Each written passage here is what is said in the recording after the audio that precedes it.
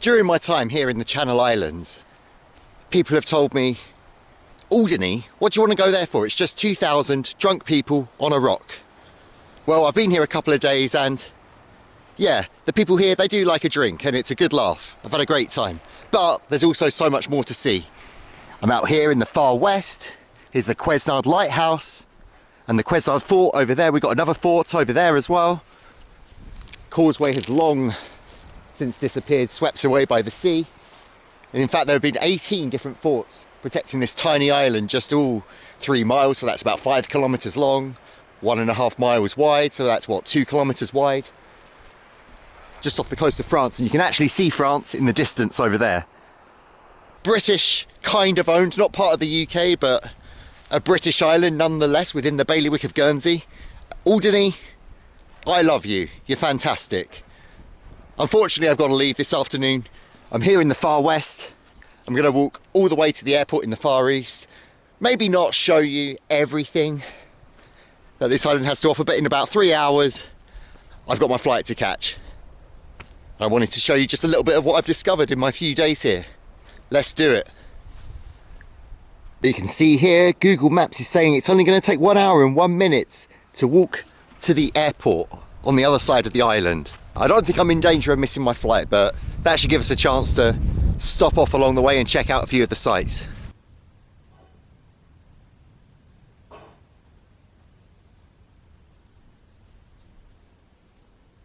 So here's yet another of the bays which dominate the landscape, the coast here in Alderney. And over there you can't see it at all. But about 60 miles that way is the UK.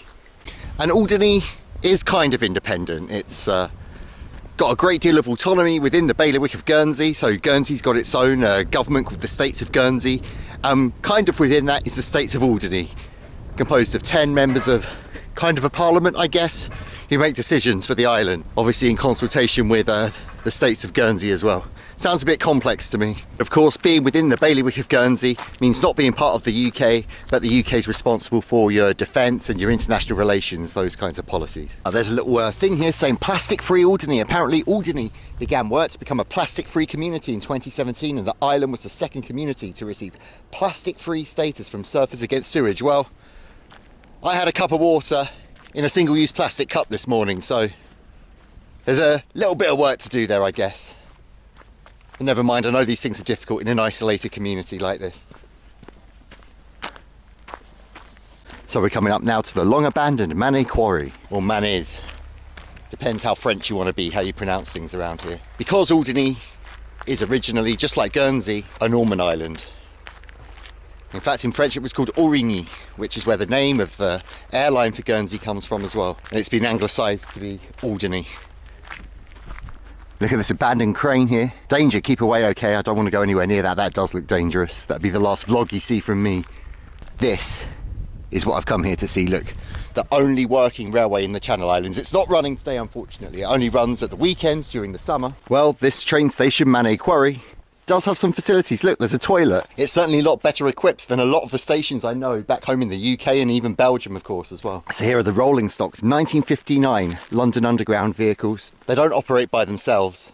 They do have a locomotive that pulls them, but wow, look at this. Original features, the sign at the top. Still says Finchley Central. Well, good luck getting to Finchley Central from here.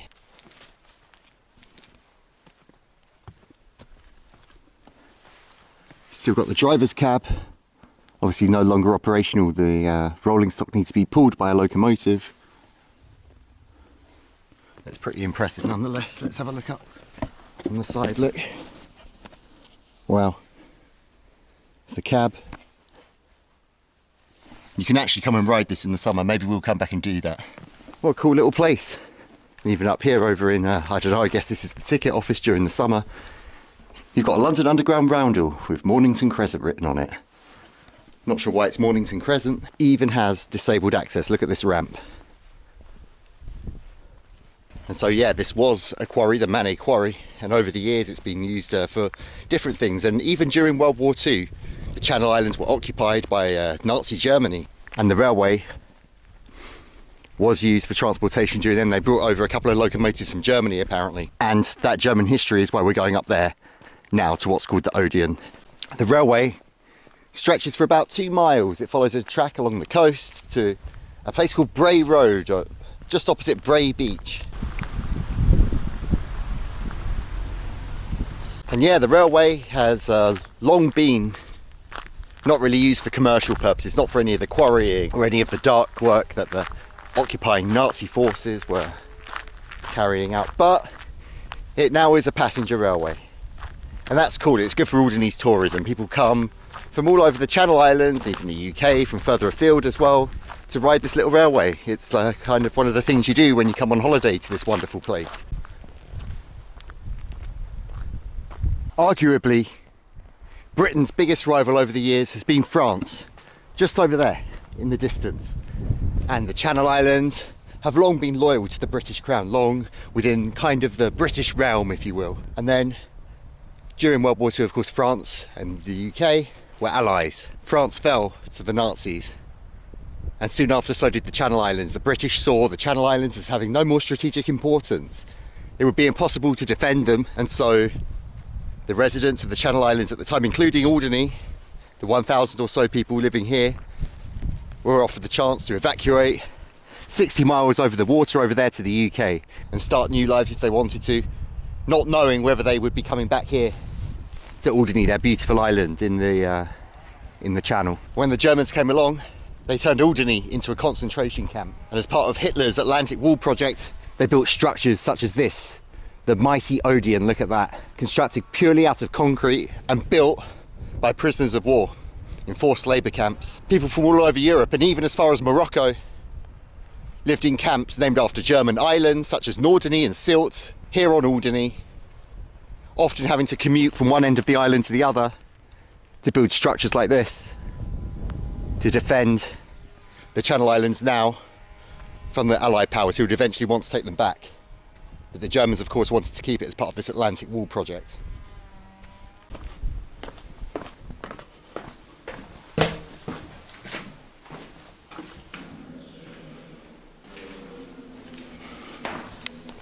So this was a crew room where Nazi occupying forces would sleep. In a triple bunk just like that. Can't have been very comfy.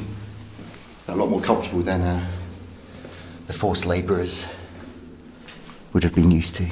It's estimated that about 750 people lost their lives here in Alderney, but many believe that it was a lot more and that they're only the numbers that are accounted for. This island was basically a concentration camp. In fact, there were more people living here during the occupation than live here now. Quite incredible to think about, really.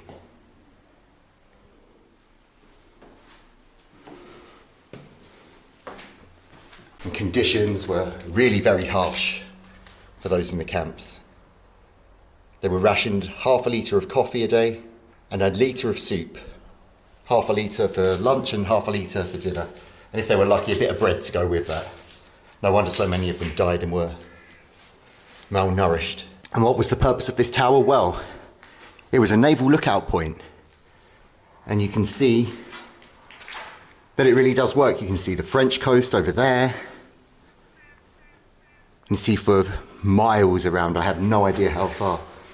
But even over this side, you can see some of the neighbouring Channel Islands. You can see Sark over there. These fortifications were considered very important as part of the occupying forces' tactics for defending their position here in the English Channel. Sometimes I think living in 2023 is pretty rubbish, but then sometimes I think it's not so bad after all. And why were these holes in the side of the Odeon, these lookout points, so narrow? Well, of course, you can see the way it's angled as well, and that would be to stop fire from invading ships, I guess, or wherever the enemy was coming in from, being able to hit the occupying forces here. Big concrete structure, all about 1.5 meters thick, it looks like. Would have been very difficult to penetrate and take down. Makes these fortifications on the outskirts of the island, out on the beaches, look a little bit flimsy, and you can understand why the occupying forces deemed them a bit unsuitable and strengthened their position by building structures like this. And of course, you've got the little railway station down there as well, Mannez Quarry. And you can see actually in the construction of this MP3 tower, the Odeon, the top levels, I mean this is 15 metres high, the top levels are not connected except for through the roof, and that would have been to protect whoever was in the back here. Obviously if you've got a big pillar in the middle, that makes, even if the outside, the observation area here gets hit, the people on the inside, you know, your officers, your sergeants, whatever they were called in the German army, would have been well protected by all of this concrete, built by their prisoners of war.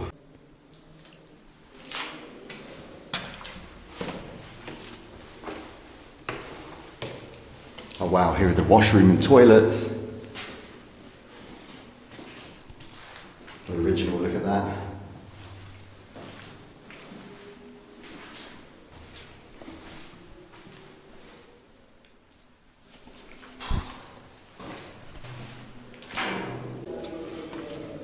Whoa, it's a bit scary, look, this officer here, listening for enemy ships. If you do come here, there's a fantastic, very informative film you can watch. Apart from that, more crew rooms and a little lookout point. You can see St Anne's, the capital and only town really here in Alderney. And that's what the top of this structure, the Odeon, looks like. Got a fancy roof terrace. Victory in Europe Day was the 8th of May 1945, and Liberation Day on the 9th of May here in the Channel Islands is celebrated as the day when the occupying forces were banished. Some of them stayed to rebuild the islands, to take away the unnecessary infrastructure they'd put in and to try and restore the islands to their former glory. But many of the islanders came back to find their homes completely destroyed, disappeared, ransacked, front doors burnt for firewood, this kind of thing. And here in Alderney, being the most remote of the Channel Islands, it took a lot longer for the island to get back on its feet. Former residents were not officially allowed back here until the 15th of December 1945, so that was all, what, 7, 8 months later? Yeah, 7 months later. That's celebrated here as the homecoming day. I mean, I can't believe I just did that whole skit on history. When I was getting a lunchtime detention in year 9, every single Friday in history for a year, pretty much. If you'd have told me that when I was 32, I'd be doing little vlogs with little segments with history in, I wouldn't have believed you. But here I am. It's gruesome, incredible, and it's what shapes the societies we live in today. This is beautiful Longest Bay. See, the tide's far out there at the moment. These Channel Islands, they're so tidal. These, from the look of it, are little rabbit holes. And guess what? You know, I've told you in Guernsey that the people there are nicknamed donkeys. Well, here, they're nicknamed lapins, or rabbits, because of all the rabbits that live or used to live, it seems to me, because I've not seen a single rabbit since I've been here on this island. But something else that Alderney's famous for is white hedgehogs. I've not seen a single white hedgehog except for a restaurant called the White Hedgehog. Look, I mean, this is incredible. Look, I'm just in the middle of this island, supposedly 1.5 miles wide, but look, you've got the sea just here and the sea just here, and yeah, it's almost like I could touch it if I just, you know, put my arms out. A bit like that alleyway in Stockholm with Kim and Christian.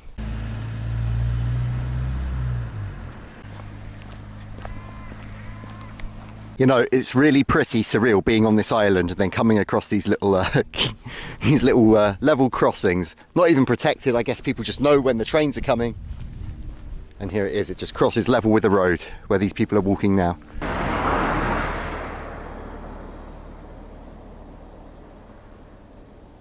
Of course, the railway is not electrified.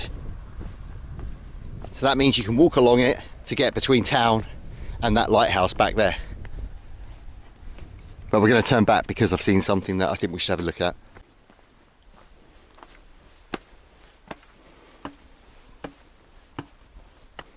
So this is a memorial in memory of all foreign labour who died in Alderney between the years 1914 and 1945. They also served. Got it written here in Spanish, in French, This one for those who were deported from this island, from Alderney. Obviously many of them back then still Alderney, the kind of old French spoken. English, of course, in memory of Soviet people here who lost their lives in Alderney in the war against Nazism. Also written in Russian. And then you've got the beautiful Alderney flag. Much like the Guernsey flag, so is St George's Cross, but it's got the yellow line of Alderney. And a nice green seal on it, very tasteful. And of course these graves were massive, they were unmarked, yeah, and they were mass. So you didn't know who was in them. Basically, if you knew someone came here and you never saw them again, you knew that they died on this island. And this is called the Hammond Memorial. In memory of the French who died during the war, 1939 to 45. So yeah, this island has got a dark recent past, but the people who live here now, whilst recognising that past, also know how to have a bloody good time, I'll tell you that. There are plenty of pubs, restaurants. It's a little bit cheaper than Guernsey as well, I'll say, for, you know, eating out, that kind of thing.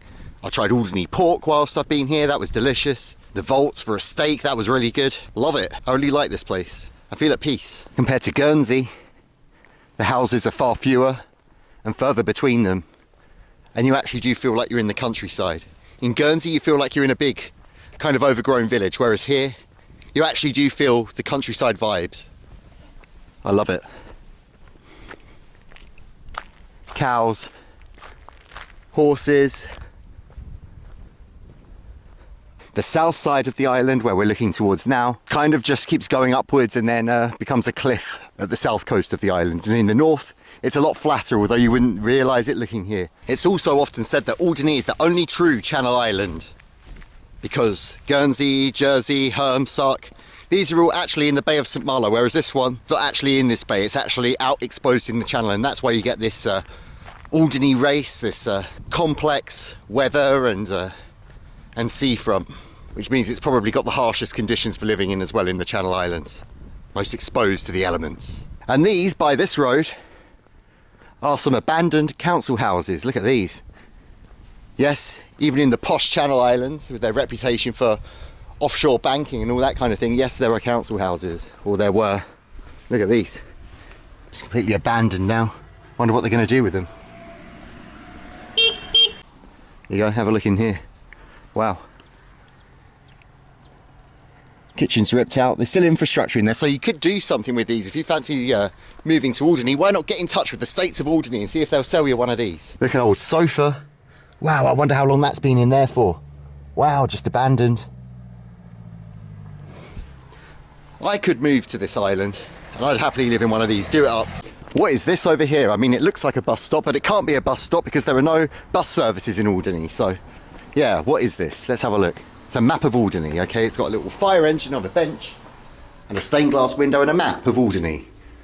I guess it's a little shelter from the elements, and look, it tells you all of the little sights you can see around here. Oh, we missed out on the miniature railway. Oh well.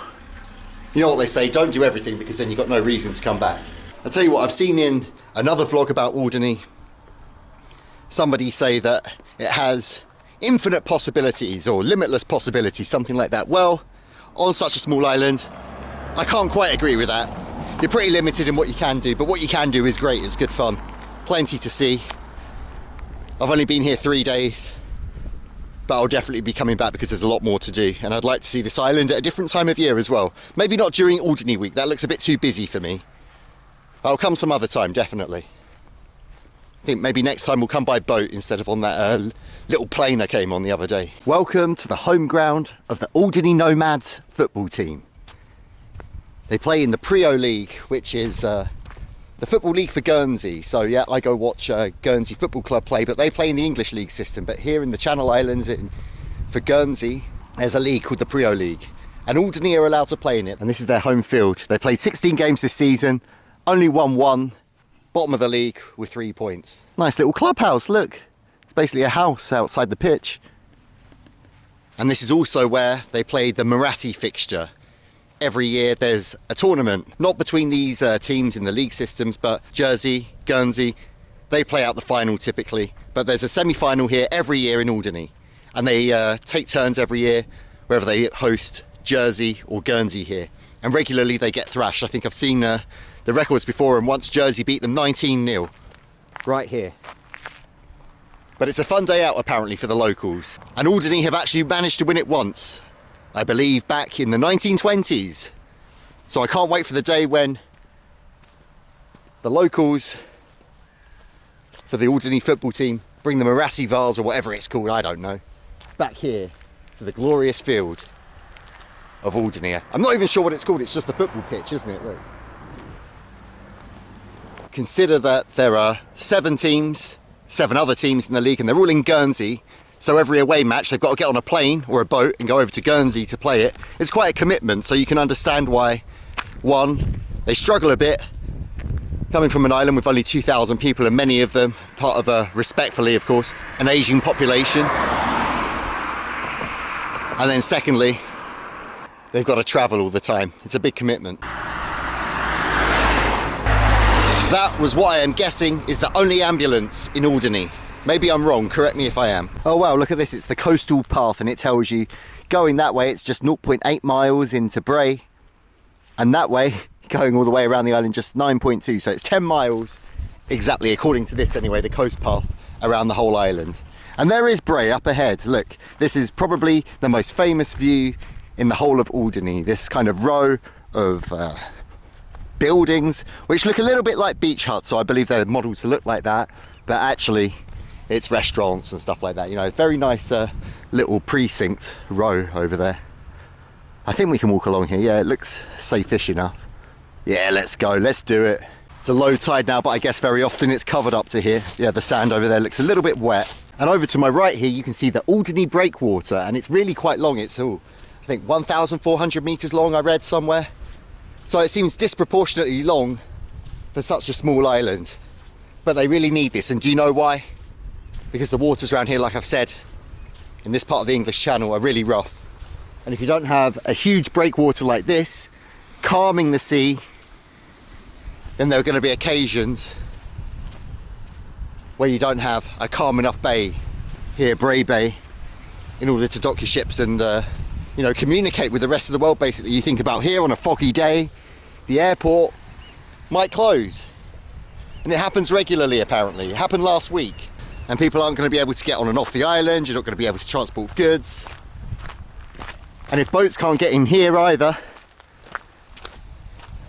then you're going to go hungry. Apparently there were plans once upon a time to build another breakwater out from there, from this side of the bay to my right, to make the harbour even calmer, because still, I think in the past decade somebody was telling me that there were 3 weeks in a row where the boat, which visits every Tuesday delivering goods to the island for people to buy in the shops, arrives, and once the boat couldn't come for 3 weeks.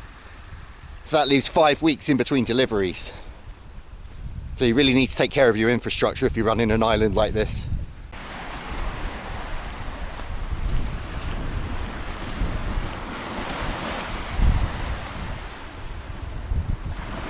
Even on this pretty gloomy February Monday afternoon, the colours are fairly majestic. Beautiful.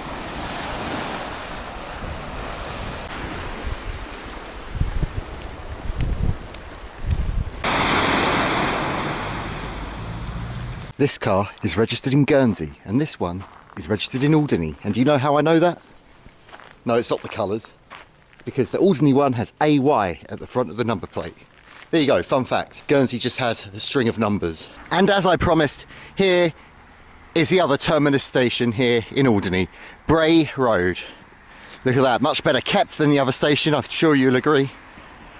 But usually this is where you'll be buying your ticket from, so I guess they have to make this end of that a little bit more attractive. Look at that.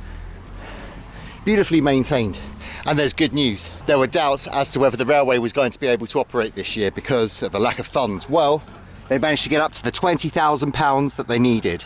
I would have put some money in, but there's nowhere to put it now, so oh well, I'll just have to come back and ride it, and that'll be my way of supporting it. Look, they got a little puff in here showing you that they've met that target. Save our train, thank you.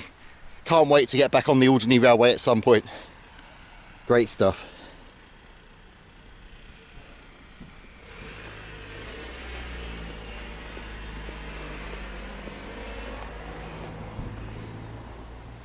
Ah, this one was originally Swiss Cottage.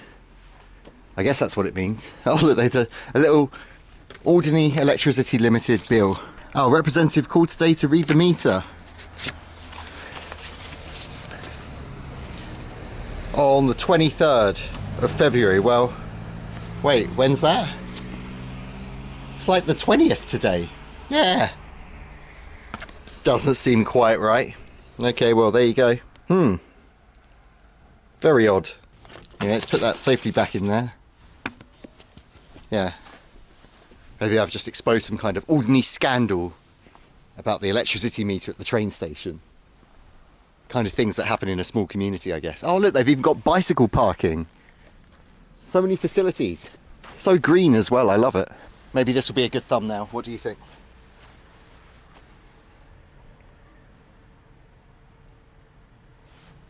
Not sure I can get the whole sign in. Here's the beautiful little street in Braye. All the pastel colours. So summery all year round. A few little restaurants and a pub, the Divers. Do you reckon I've got time for a pint? Let's see.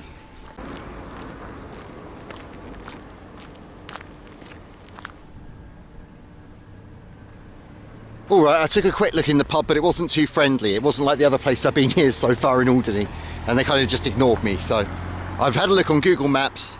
I got to be at the airport in just under an hour, and it's going to take me half an hour to walk there. So we're going to walk up into town now. It's amazing walking from here to the airport, half an hour. Great. Oh look, this guy's doing what I said earlier and walking along the train tracks. Shortcut home, I guess.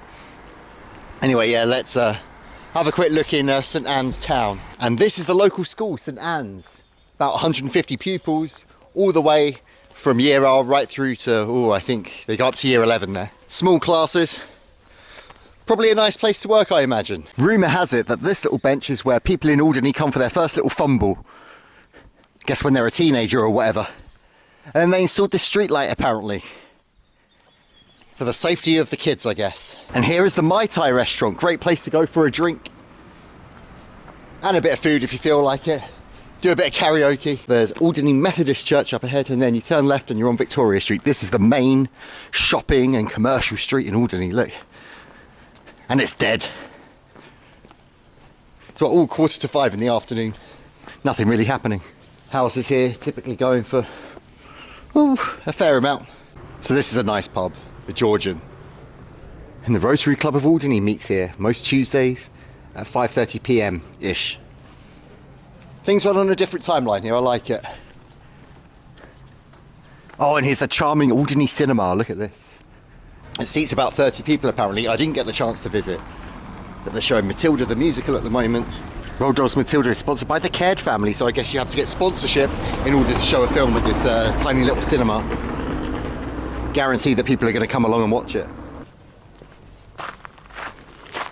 Was erected, this plaque, in 2020, celebrating the 75th anniversary of the islanders' return from exile after the German occupation. And this was for the 50th anniversary, and this is the fountain. And the First World War is not forgotten here either. This stone commemorates those who volunteered for service in the original Great War. Interesting the way some of the wording is. In tribute to the Alderney men and women who volunteered for service with the armed forces to serve King and Island. So King and Island, not King and Country. During the 1939 to 1945 war. You see from the past, many of the original people of Alderney have very French names. You've got an Arsène there. Bidot, Toussaint, Pasquier, quite a mix.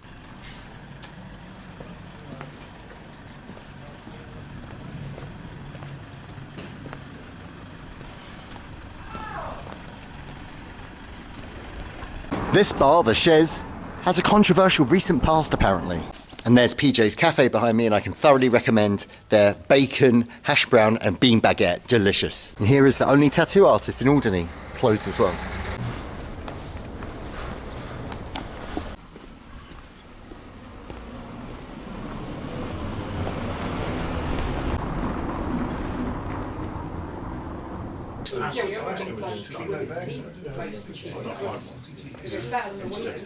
Alright, so I had a decent pint in there in the Marais Hall.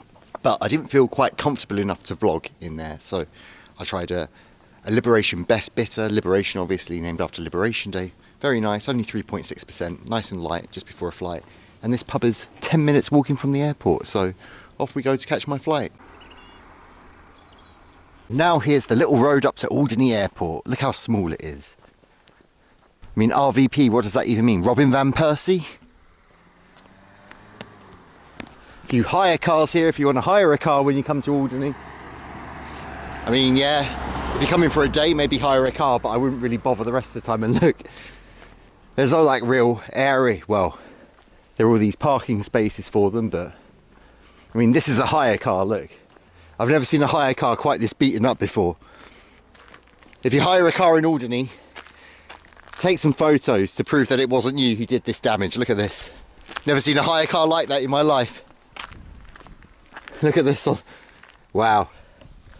Be careful, guys, if you're hiring a car when you come here. Well, guys, in this little video I made, we managed to walk pretty much across the whole island. There's just a few hundred meters out now, and then you get to the far east coast of Alderney, and you can see Gannet's Rock. But we'll see that another time when I come back, because I'm definitely coming back to this beautiful island during another season, probably spring, maybe in the summer. It's been really fun. I've had a great time here in Alderney. Now back to Guernsey. See you on the next one.